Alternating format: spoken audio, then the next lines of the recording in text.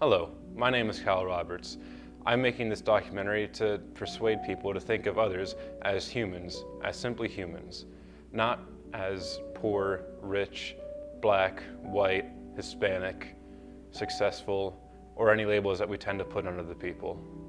Hi, my name is James Blue. I go by the nickname Franco on campus. I'm a criminal justice major, and I'm a senior here at Mansfield University. So I was asked to give a little bit of my opinions on what it means to be human and about judging people. So what it means to me to be human, it has a lot to do with our ability to collectively have emotion, that every human is able to understand these abstract ideas, like all the things that really govern the way we live our lives: love, sadness, pain, anger, all of these abstract ideas.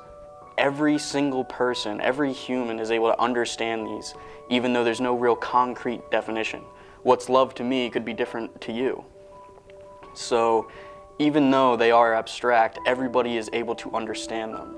So I'll be able to walk down the street and know every other person, every other human is capable of understanding these feelings. And I think that's what really ties us all together as humanity, is these ability to have all of these emotions and to understand them, even though there's no concrete definition. My name's Klein Kaufer. I'm 21 and I'm a junior here at Mansfield University. I think what it means to be a human is that we should just all be treated equally everywhere.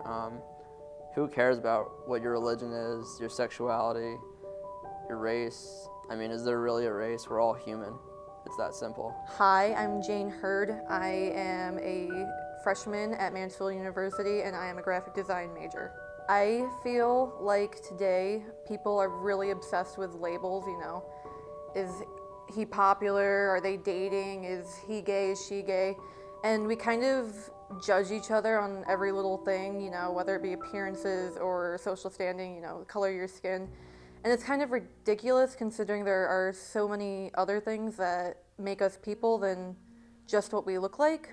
Something we see in everyday media, cinema, TV, our race is being demonized by our movies, our television shows, and the news.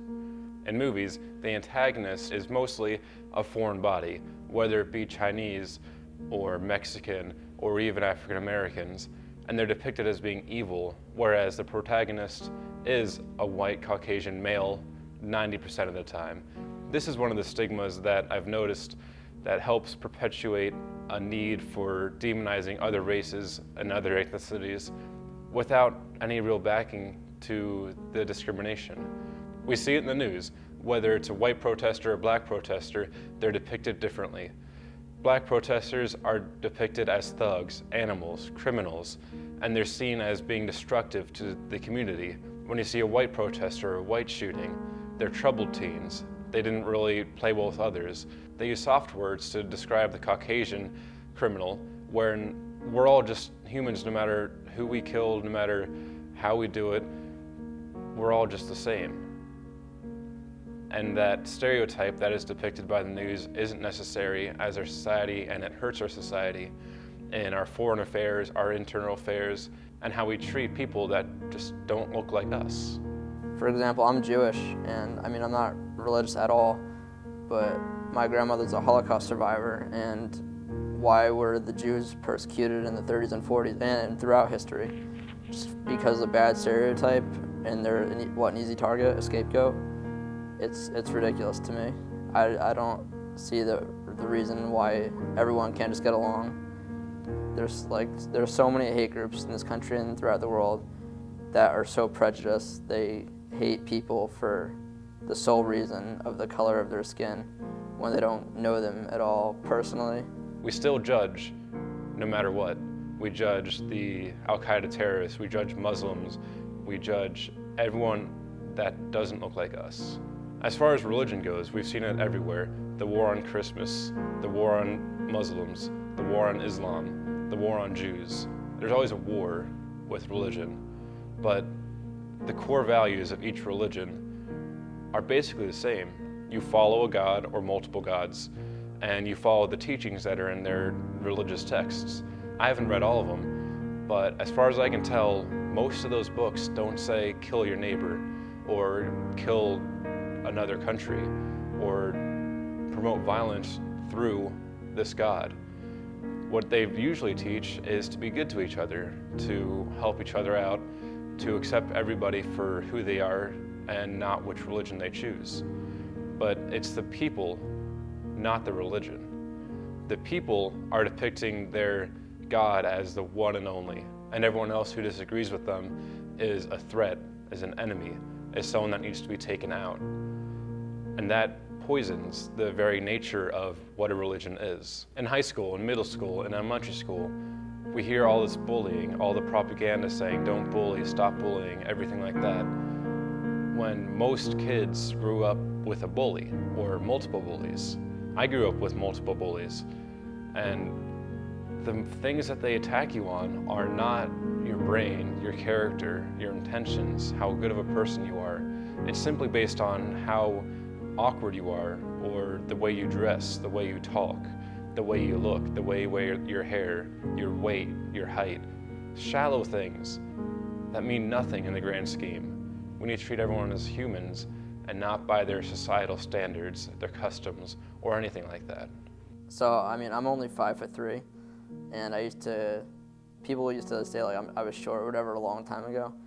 And I mean, I would get really angry, and they didn't know me at all. They would just, or if they did know me, they would say that, and I would just get angry. But in the end, why does it matter your height or your weight? Who cares? You're a person. That's it. One label I've really had to live with most of my life is probably the term fat. It's really affected a lot of my relationships, obviously romantically, but that's not the most important one. Like, my relationships with my friends and family members have been affected by it. I cannot say how many times I've heard, oh, you shouldn't wear that, it makes you look fat. What am I gonna do? I am, but that's not who I am, I guess. Growing up was really hard. I had pretty bad self-confidence because I always had to hear my dad talk about how lazy and disgusting he thought bigger people were. So every time I looked in the mirror, I just kind of heard his words echoing in my head. But there are so many more aspects to me than just that. I'm a good friend, I'm a good listener, I'm an athlete, I can run a 5K in under 30 minutes, and that doesn't it doesn't matter that I'm fat because there are all these other things I am.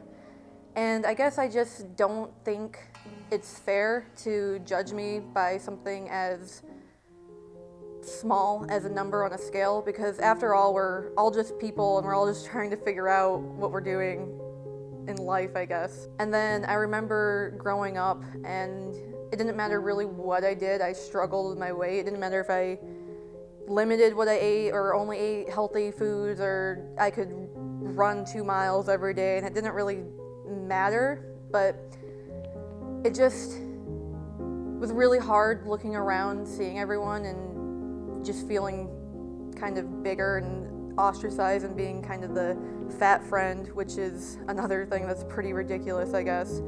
I remember being in kindergarten and looking around at some of the other kids, and I would suck in my stomach because I was embarrassed about being fat, which is ridiculous because I was 5 and most 5-year-olds are pretty chubby. Even if I, was a great student, or I did very well in a race during track, or I was the vice president of the drama club, nothing seemed to make me feel better. And I don't know what happened, but one day I just kind of realized it's not worth being upset over. It's something I've worked hard to change, and I can say I'm a healthy person. My size doesn't really matter. So it's unfair, I guess, to look at me. When people see me, the only thing they see is a bigger girl when I'm so much more. When it comes to judging other people, other humans, I think it's terrible that you would judge people for these outside qualities. Like myself, I'm about 5'5", which is incredibly short for a guy, and I always get looked at in negative ways because of that. People will look at me like I'm not that tough, I'm not a good leader, simply because of my height, even though there's nothing to do with that. But they won't look at my personal qualities, they won't look at my merit because of these outside qualities. I wouldn't want anybody to judge me for being short. I would rather them judge me for my ability as a person, as well as how I understand the emotions that I spoke about before. We tend to have one point of view of people, whether they be homeless or CEO. We see a homeless person and what do we think? We think, oh, they're a bum, they're a drug addict, they're an alcoholic. We see a CEO and what do we think? Oh, he's a great family man. He's doing such a good thing for the community. He's giving back with all these charities. He's doing really well for himself. But can't those be two in the same? Why don't we see the CEO as a bum, alcoholic, drug addict, and the homeless person as a successful person who's just down on their luck right now? We don't see it that way, and that's what we need to start doing.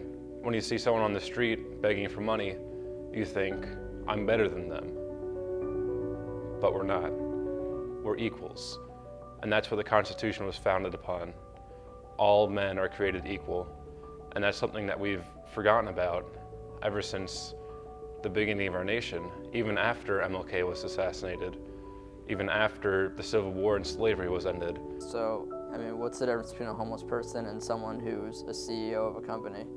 There really is no difference. That homeless person could have been a CEO one time, but they get treated like garbage. Like, why not just give them a couple dollars of your money? There are also other things that I feel like people are judged terribly for, like income or social status. I know plenty of people that come from low-income areas who are very bright students. They're capable of getting high marks, incredible leaders in their communities, but because they come from a low-income area, people think that they're terrible people, that they're going to have bad manners, that they're not going to dress well and have just overall low quality of life and human interaction. But it's because they're judging them on those outside qualities. It's not a bad thing to judge people. It's just you got to make sure that you're judging them on the proper qualities. And I think that's one of the things that we really have to overcome if we ever want to move forward as humanity. America's a first world country. If you wake up with a roof over your head and a blanket on your body, then you're richer than most of the world. If you think about people in Africa, people in China, people in South America, they wake up in huts that they built themselves. They wake up to go walk 5 miles through contaminated water, but that's the only water they can get their hands on. That realization is so important to treat each other like humans when you can see how hard it is for other people to live. I have a dream that my 4 little children will one day live in a nation where they will not be judged by the color of their skin, but by the content of their character. No matter our size, no matter our race, no matter our ethnicity, we are all humans, and we're all in this together. We have to be the change that we wish to see in the world.